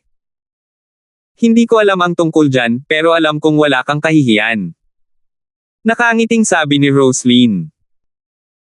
Itinuwid ang kanyang likod na parang isang reyna, tumingin siya sa ibaba ng masama bago simulan ang isa pang round ng mahigpit na counter-war. 253. Isa pang weekend. Sa araw na tulad nito, opisyal na isinabot ng Yellow Entertainment ang kanilang signboard sa kanilang gusali sa mababang profile, sa tapat mismo ng pangunahing gusali ng Yellow International sa sentro ng lungsod ng Stonegate. Kahit na ginawa sa ganitong paraan, ito ay mataas na naiulat sa press. Sa press conference, ipinakita ni Teddy at Janet ang kanilang mga mukha, habang ang pangalan lamang ni Justin ang lumabas bilang direktor ng kumpanya. Sa press conference, maikling ipinaliwanag ni Janet ang mga pag-unlad ng kumpanya sa hinaharap, at inihayag ang pagpirma ng ilang kilalang modelo mula sa modeling department ng Yellow International. Sa hinaharap, lalahok sila sa mga variety show at paggawa ng video bilang mga artista. Mula sa simula hanggang sa katapusan, si Justin, ang theoretical leader ay hindi nagpakita ng kanyang sarili, na ginagawang lubhang mausisa ang labas ng mundo. Alam ng karamihan sa mga empleyado sa Yellow International kung sino si Justin, nakita nilang hindi kapanipaniwala na ang maalamat na hindi produktibong kapwa ay nagawang maging direktor ng bagong kumpanya. Mas mataas pa ang posisyon kaysa sa mga department head sa kumpanya. Gayunpaman, si Justin mismo ay walang kahit kaunting reaksyon, kaya ang lahat ay nabuo sa isang monotonous na paraan sa awkward na sitwasyon. Sabado ng umaga, si Justin ay nagkaroon ng magandang gana gaya ng dati, kumain siya ng higit sa kalahati ng mesa ng mga pagkaing inihanda ni Yuna, na nagpasaya kay Yuna na hindi niya maisara ang kanyang bibig. Kasabay nito, inikot ni Marian ang kanyang mga mata. Baboy ka ba? Hindi ka ba magkakaroon ng hindi pagkatunaw ng pagkain kapag ganito karami? Tanong ni Marian. Kung ako ay baboy, magiging baboy ka, sagot ni Justin. Hindi pinansin ang pahayag ni Justin, nagtanong si Marian, naisip mo na ba ang tungkol sa pag-unlad ng kumpanya? Ang aktwal na proyekto ay isasagawa sa lalong madaling panahon. Kinakabahan ka ba ngayon? Kung alam mong mangyayari ito, bakit mo ipinipilit na gawin ito noon? Nakangiting tanong ni Justin. Ako, Marian, hindi kailanman gagawa ng anumang bagay na pagsisisihan ko. Isang simpleng tanong lang ang itatanong ko sa iyo bilang iyong superior, sabi ni Marian habang nakakunot ang noo niya. Sa maikling panahon, baka kukuha ako ng ibang mga kumpanya na makipagsosyo at mamuhunan sa amin bago magplano ng ilang mga proyekto. Gayunpaman, narinig ko mula kay Janet na kailangan naming pumirma ng ilang mga artista upang palawakin ang mga mapagkukunan at katanyagan ng kumpanya. Kaya sa palagay ko ay hindi kami nagmamadali, sabi ni Justin. Narinig mo mula kay Janet. Paano ang iyong sariling mga iniisip? Tanong ni Marian, hindi nasisiyahan. Ang intensyon ko ay iwasang mawalan ng pera, sagot ni Justin. Nangangamba ang kanyang mga ngipin, ang maselang mukha ni Marian ay nagpakita ng pagpaparaya. Matapos inumin ang huling subong lugaw sa mangkok, tumayo siya bago tumalikod na gustong umakyat. Napabuntong hininga si Justin. Pupunta ka na naman ba sa study room? Hindi ko ba magagawa iyon? Huminto sa paglalakad si Marian. Sabado ngayon. Tumingin ka sa labas, bagamat medyo malamig, ang langit ay napakaaraw. Bakit mo kailangang magstay sa isang silid upang magtrabaho? Marami pa sa buhay kaysa sa trabaho, sabi ni Justin. Malamig na ngumiti si Marian. Hindi ako libre tulad mo. Kailangan kong suriin ang maraming mga dokumento at pag-aralan ang iba't ibang mga ulat. Ikaw ay malugod na masiyahan sa buhay ng iyong sarili. Talagang nakakapinsala sa iyong katawan sa ganitong paraan. Ayos ka na ngayon dahil bata ka pa. Sa hinaharap, magsisimula kang makaramdam ng mga kahihinatnan, sabi ni Justin na may seryosong ekspresyon. Tumigil si Marian sa pagsagot nang tumalikod siya at umakyat sa itaas. Nakapout, umalis si Justin sa kanyang upuan at nagmamadaling umakyat sa hagdan, dinaanan si Marian at dumating sa study room. Hinarang niya si Marian sa pagpasok sa silid. Anong ginagawa mo? Umalis ka. Sigaw ni Marian. Babe Marian, sa palagay ko hindi ka dapat magtrabaho ngayon. Kumain ako ng maraming pagkain ngayon at pakiramdam ko ay busog na busog. Sumama ka sa akin sa gym, ang pagsasanay ay maaaring gawing mas perpekto ang iyong katawan, sabi ni Justin bago komendat sa kanya. Binigyan siya ni Maria ng death stare. Hindi interesado, umalis ka. Napabuntong hininga si Justin. Kung hindi ka makikinig sa payo ko, kailangan kong kumilos. Galit na sinabi ni Marian, bubugbugin mo ba ako? Bakit kita papatulan? Si Justin ay nagpakawala ng makulit na tawa. Biglang tumalikod, ang kanyang mga kamay ay umabot sa likod at hita ni Marian, kaagad na binuhat siya patayo. Natigilan si Marian nang hindi niya namamalayan na binalot ng kanyang mga braso ang leeg ni Justin para maging matatag. Gayunpaman, nadama niya na ang posisyon na ito ay masyadong malapit pagkatapos ng ilang sandali. Ang kanyang mukha ay napakalapit sa pisngi ni Justin na halos magkadikit sila. Nang ibinaba ni Justin ang kanyang ulo, nagkatinginan ang dalawang pares ng mga mata. Ikaw. Natakot si Marian. Simula nang ikasal sila, hindi siya ginalaw ni Justin nang walang pahintulot noon. Now that they got so intimate out of the blue, nauutol siya at hindi makapagsalita. Bitbit si Marian, humakbang si Justin papunta sa gym. Sa napakalaking bungalow na ito, mayroon ng gym at swimming pool mula pa noong una, na walang gumamit kailanman. Dapat ay nakinig ka sa akin ng masunurin, ngunit gusto mong dalhin kita ng husto, sabi ni Justin habang umiiling. Namula ang pisngi ni Marian. Gusto niyang lumaban ngunit natatakot siyang mahulog sa lupa. Ipinikit ang kanyang mapang-akit na mga mata, tumibok ang kanyang puso nang maramdaman niya ang pares ng nagninangas na mga kamay ni Justin na pumulupot sa kanyang katawan. Isang kakaibang pakiramdam ang nagsimulang lumitaw, na naging sanhi ng pagkagulo ng kanyang isip. Hindi niya alam kung ano ang nangyari sa sarili niya. Pagpasok sa gym, inilagay ni Justin ang matigas na Marian pababa. Bahagyang natigilan si Marian nang halos mawalan siya ng balanse at mahulog. Nilock ang gym, binantayan ni Justin ang pinto ng naka-cross arms habang nakatingin kay Maria na wala pa ring malay. Maghanap ng kagamitan at magsanay ng masunurin. Kapag naramdaman kong sapat na ang volume, papayagan ka ng umalis. Sa wakas ay nakabawi si Marian mula sa kawalan ng ulirat. Inis na sumigaw siya, paano mo ako nagagawang ganito? Bahay ko ito. Bakit ako makikinig sa iyo? Ngumisi si Justin. Mukhang hindi mo natutunan ang iyong leksyon. Baka gusto mong buhatin kita ulit. Agad na umatras si Maria ng 3 hakbang habang maingat niyang tiningnan si Justin. Ang kanyang mapanimdim na mga mata ay nagpapakita ng hinaing at pagtutol pati na rin ang kawalan ng kakayahan. Dahil siya ay pinalaki ng mahusay, hindi alam ni Marian kung paano niya dapat pag-alitan si Justin kahit na siya ay sobrang asar.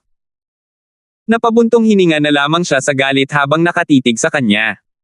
Aking dakilang asawa, hindi kita pinipilit na uminom ng lason. Simpleng pagsasanay lang ito para sa iyong katawan. Tingnan mo, napakaraming kagamitan dito, higit pa sa sapat para sa pagsasanay mula ulo hanggang paa. Sayang naman kung walang gagamit. Nakangiting sabi ni Justin. Mahal, hindi ka ba clueless kung paano gamitin ang mga kagamitang ito? Gusto mo bang turuan kita ng kamay? Nang marinig ni Marian ang kamay-kamay, nanginginig ang kanyang puso nang muling namula ang kanyang mga pisngi. May gagawin pa bang mas nakakahiya itong masamang tao kaysa yakapin ako? Natakot si Marian. Nagpout, lumakad siya sa isang treadmill na malapit na galit na parang isang batang babae. Justin, pagsisisihan mo ang pagtrato mo sa akin ng ganito. Pakiramdam ni Marian ay parang napahiya siya. Hindi niya napigil ang magsalita pabalik. Hindi ito inilagay ni Justin sa kanyang puso. Naglalakad papunta sa gilid ni Marian, inabot niya ang add speed button ng ilang beses. Ang bilis ng treadmill ay naging napakabilis, kaya napilitan si Marian na magsimulang mag-jogging. Salamat po at sinamahan ninyo ako, ingat lagi mga master.